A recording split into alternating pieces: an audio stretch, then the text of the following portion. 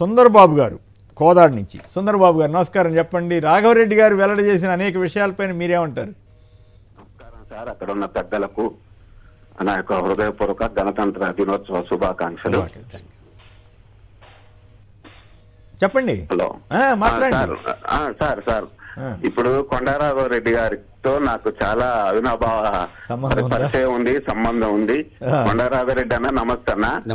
మీరు ఈ రోజు ఇలా బయటికి రావటం, ఆ మున్సిపల్ షర్మిల గురించి ఉన్న విషయాలన్నీ బయట పెట్టడం నాకు చాలా సంతోషం ఉందన్న. మేము ఏడుస్తున్నాం, అయ్యో రాజశేఖర రెడ్డి కుటుంబానికి ఇంత బాధ వచ్చింది ఏంది అని. ప్రజల కోసం ఎంతో సేవ చేసిన రాజశేఖర రెడ్డి గారు చనిపోతే తెలంగాణలోనే ఎక్కువ మంది జనం చనిపోయారండి ఆయన మరణాన్ని తట్టుకోలేక.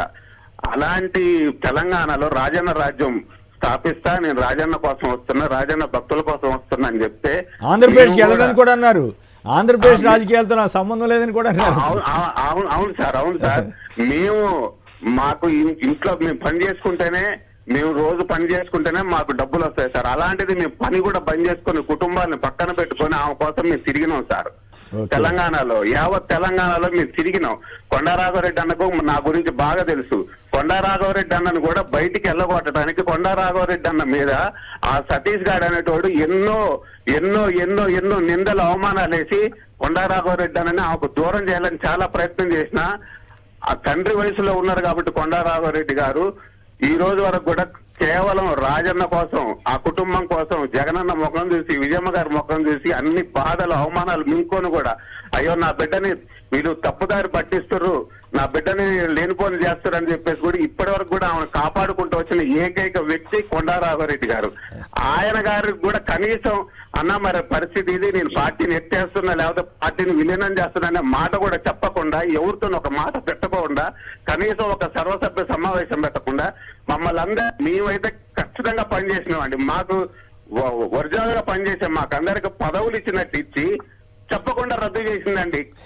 మా స్టేట్ ఎగ్జిక్యూటివ్ కమిటీ మెంబర్ గా నాకు పదవి ఇచ్చి తప్పకుండా రద్దు చేసింది, అన్ని క్యాన్సిల్ చేసింది.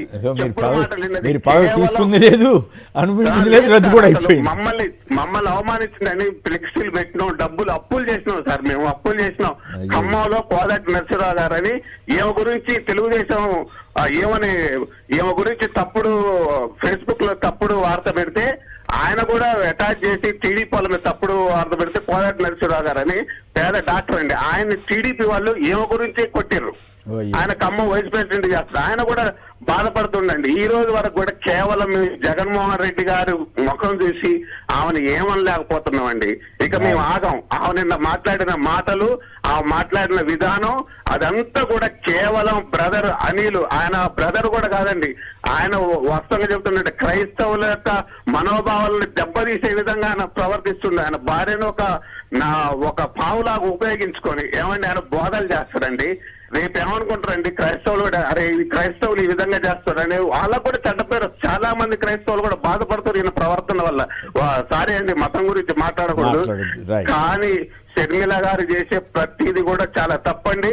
కొండారాఘవరెడ్డి అన్న పిలిపిస్తే తెలంగాణ నుంచి మేము ఆంధ్రప్రదేశ్ పోయి ఆమెను ఎదుర్కొని ఆ మీటింగ్ పెట్టిన ప్రతి చోట కూడా మేము ఒక సమాధానం చెప్పగలిగే కష్టం వాళ్ళం అండి. రాజన్న పక్కులం అండి మేము. కొండారాఘవరెడ్డి అన్న నాయకత్వంలో ఆంధ్రప్రదేశ్ ఎక్కడికి రావాలని అక్కడికి.